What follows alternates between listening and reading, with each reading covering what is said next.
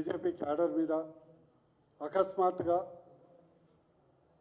దాడి చేసి అందులో మా సీనియర్ నాయకులు పార్టీ జనరల్ సెక్రటరీ కాసం వెంకటేశ్వర్ గారు, నందు ఎస్సీ మోర్చా నాయకులు, ఇతర కార్యకర్తల్ని తీవ్రంగా గాయపరచటం, వారి తలలు పలగటం, వాళ్ళ ప్రాణాలకు ముప్పు కలిగించే విధంగా వ్యవహరించటం తెలంగాణ రాష్ట్రంలోనే కని విని ఎరగనటువంటి దుశ్చర్య. దీన్ని తీవ్రంగా ఖండించటమే కాకుండా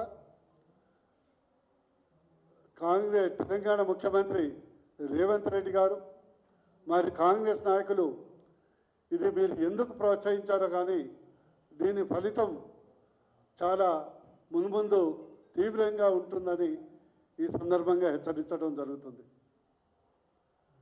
ప్రియాంక గాంధీ మీద ఎక్కడో ఢిల్లీలో ఎవరో కమెంట్ చేస్తే అక్కడ సపోర్ట్ లేదు, అక్కడ నాయకులకు ఎవరు దాని గురించి పట్టించుకోవటం లేదు. కానీ ఇక్కడ చేసిన దాడి 100% తెలంగాణ రాష్ట్ర కాంగ్రెస్ అధిష్టానం ఢిల్లీ అధిష్టానం మధ్యలో చెడింది. వాళ్ళను మంచిగా చేసుకోవాలి, వాళ్ళ దగ్గర మంచిగా మార్కులు వేసుకోవాలి అనే దురుద్దేశంతోనే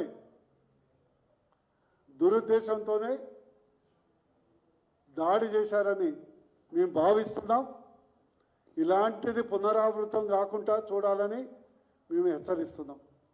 అదే విధంగా పోలీసు బృందానికి, పోలీస్ మిత్రులకు మీకు ముందస్తు సమాచారం ఉన్నా, ఇంటెలిజెన్స్ వాళ్ళకు మీకు సమాచారం ఉన్నా వాళ్ళు ప్రిపేర్ అయి కోడిగుడ్లు రాళ్ళు మూకుమ్మడిగా ఒక గెరిల్లా పద్ధతిలో ఒక తీవ్రవాదుల్లాగా బీజేపీ పార్టీని దాడి చేస్తున్నారని సమాచారం ఉన్నా కూడా మీరు సరిగ్గా స్పందించకుండా ఉండటం ఖచ్చితంగా మీ వైఫల్యం. ఇప్పటికే హైడ్రా ఇతర సమస్యలతోని హైదరాబాద్ బ్రాండ్ వాల్యూ మసకబారింది.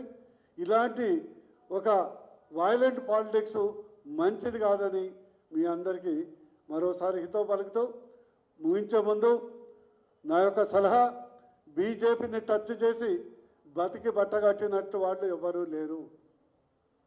హుషారుగా ఉండండి, ఇలాంటి దుర్చర్యలు మానుకోండి, ప్రజాస్వామ్య భద్రతలో రాజకీయాలు చేయండి అని తెలంగాణ కాంగ్రెస్ అధిష్టానానికి, నాయకులకు హెచ్చరిస్తూ మరోసారి ఇది పునరావృతం కాకుండా చూసుకోవాలని నా యొక్క సలహా.